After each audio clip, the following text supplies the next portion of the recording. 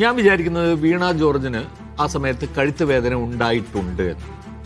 ഞാൻ കഴുത്ത് വേദന എന്ന വിഷയത്തിൽ ഞാൻ അവർ നുണ പറഞ്ഞു എന്ന് കരുതുന്നില്ല. കാരണം ഒരാൾക്ക് ഒരു കമ്മോഷൻ ഉണ്ടാവുന്ന സ്ഥലത്ത് ഉന്തിലും തള്ളിലും അല്ലെങ്കിൽ ഒരാൾ വൈകാരികമായി ഒരല്പം എക്സൈറ്റഡ് ആവുകയോ ഒരല്പം BP കൂടുകയോ എന്തെങ്കിലും ചെയ്താൽ പോലും ഒരാൾക്ക് അത് സംഭവിക്കാം.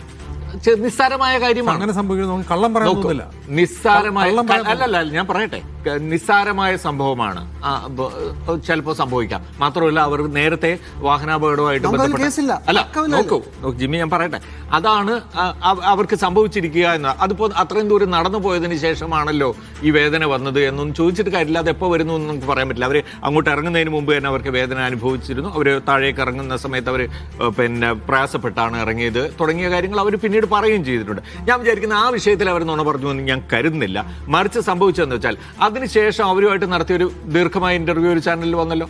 അതിലെവിടെയെങ്കിലും അവരെ മർദ്ദിച്ചു എന്ന് പറയുന്നുണ്ടോ? അവരെ ശരീരത്തിൽ സ്പർശിച്ചു എന്ന് അവർ മൊഴി കൊടുക്കാതെ കേസെടുക്കുന്നത് അല്ല. നോക്കൂ, അത് ഉണ്ടായിട്ടില്ല. അവരുടെ മൊഴി എടുത്തിട്ടില്ല എന്നാണ് അജിംസെ ഇപ്പോൾ ഉള്ള ഇന്ന് വന്ന വാർത്ത.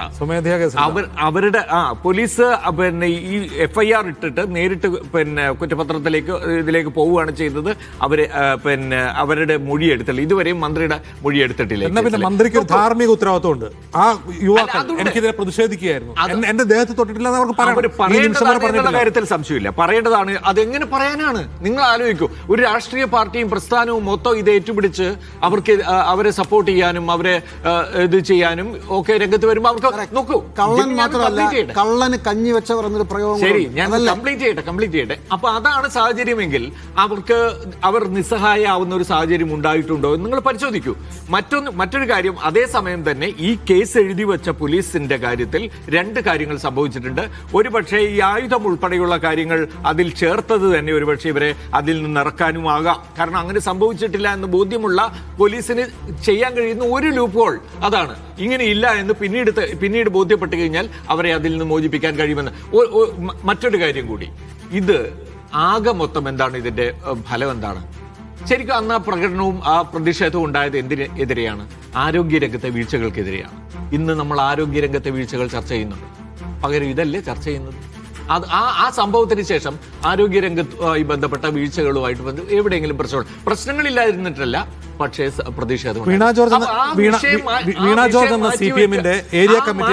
മാറ്റിയെടുക്കാൻ വേണ്ടിയിട്ടുള്ള ഒരു ശ്രമം. വീണ ജോർജ് എന്ന CPM-ന്റെ ഏരിയ കമ്മിറ്റി അംഗമോ ജില്ലാ കമ്മിറ്റി അംഗമോ ആണെങ്കിൽ സാർ പറഞ്ഞത് കറക്റ്റാണ്. പക്ഷെ ഭരണഘടന തൊട്ട് സത്യപ്രതിജ്ഞ ചെയ്തൊരു മന്ത്രി രണ്ട് നിരപരാധികളായ യുവാക്കൾക്കെതിരെ കേസുണ്ടാകുന്ന വിധം പ്രവർത്തിച്ചു.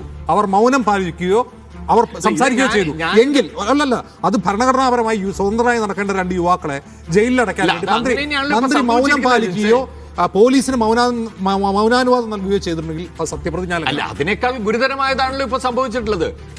നുണ ഒരു കേസാക്കിയെടുത്ത്, ഒരു കള്ളക്കേസ് എടുത്തിട്ടല്ലേ ഈ നാട്ടിലെ ഇത്രയും പൗരന്മാർക്കെതിരെ കള്ളക്കേസ് എടുത്ത് ഇപ്പോൾ കള്ളക്കേസാണെന്ന് തെളിഞ്ഞിരിക്കുകയല്ലേ. അപ്പൊ പിന്നെ അതിനേക്കാൾ ഗുരുതരമല്ലേ അത്? വെറുതെ മിണ്ടാതിരുന്നതിനേക്കാൾ ഗുരുതരമായ ഒരു കാര്യം അവിടെ സംഭവിച്ചു കഴിഞ്ഞു. ആ നിലയ്ക്ക് വീണ ജോർജിന് അതിന് സമ്പൂർണ്ണമായ ഉത്തരവാദിത്തം ഞാൻ പറയുന്നത്. സംഭവിച്ച കാര്യത്തിൽ ഒരുപക്ഷെ അങ്ങനെയും ആകാം എന്നാണ്